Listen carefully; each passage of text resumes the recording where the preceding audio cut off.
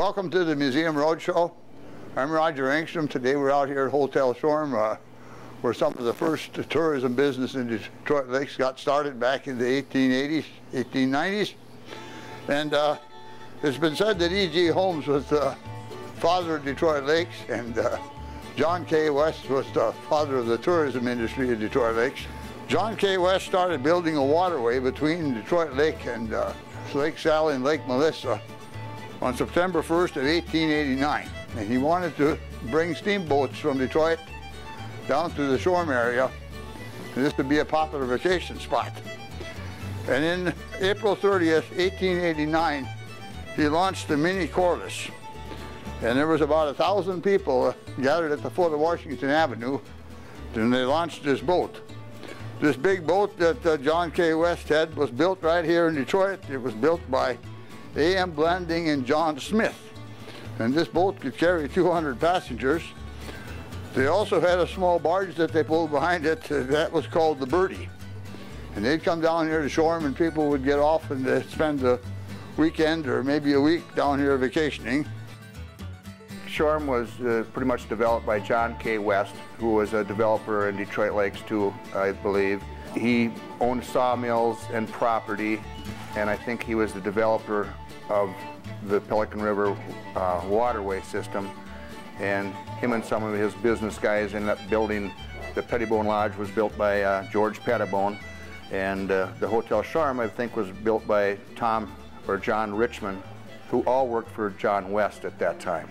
The word Shoreham came from John K. West, brought that name with him from out east, as he thought it looked like Chesapeake Bay.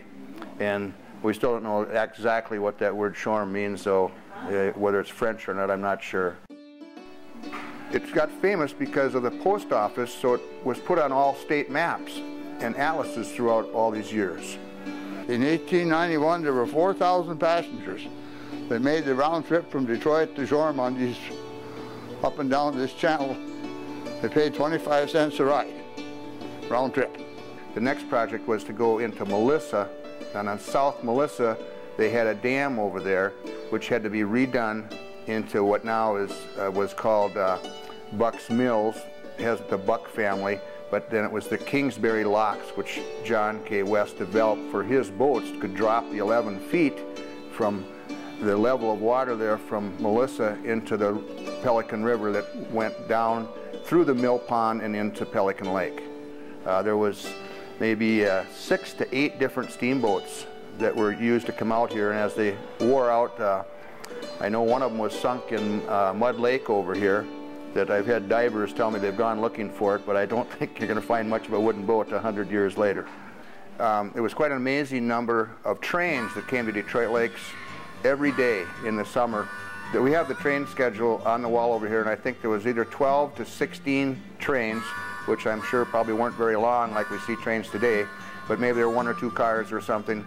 And those people would stop here, and they'd take horse and buggy from the tracks where I'm sure they're pretty close to where they are today, and go by horse and buggy down to what we're known when we grew up as Clem's Dock on the shores of Little Detroit Lake, and then buy their ticket for the steamboat ride out to Hotel Shoreham, which probably took about an hour, and they burned a cord of poplar wood just to get to the hotel.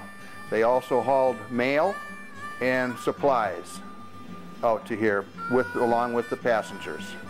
And they did that for, they had at least 4 boats a day going back and forth. And then later all the way to Pelican, which I think was a 2-day trip to go out to Fair Hills and back again.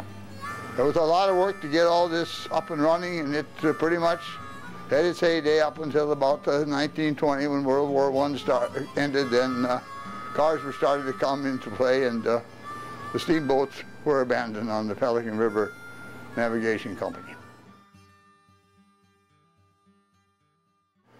Even though we don't see the steamboats coming down the Pelican River anymore, one landmark that is still standing from that era is this Hotel Shoreham that was built in 1910.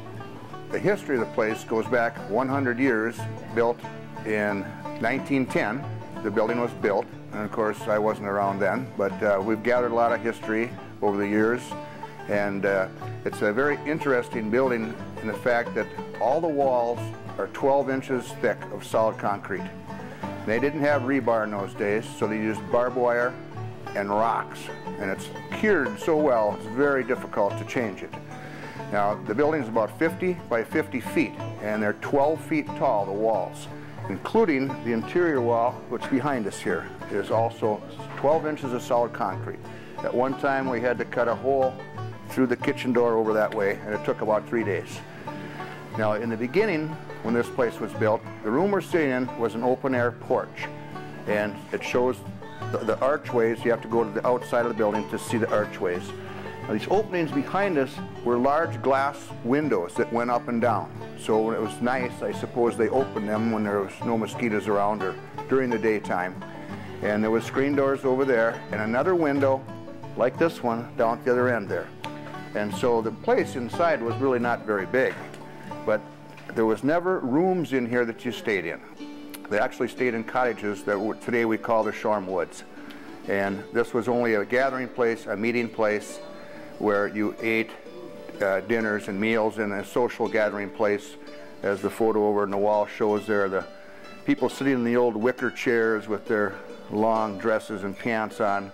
And I suppose when the sun went down, they went to bed because they would have been eaten alive by the mosquitoes in this room. As time went on, the river boats ran pretty well until the automobile came into being. And that slowed things down. And also, when World War I came along, the canal and the river boats went into disrepair and eventually was done with, basically. So the building here, after that point, was used as a number of different things. Please tune in next week when we conclude our story on Shoreham.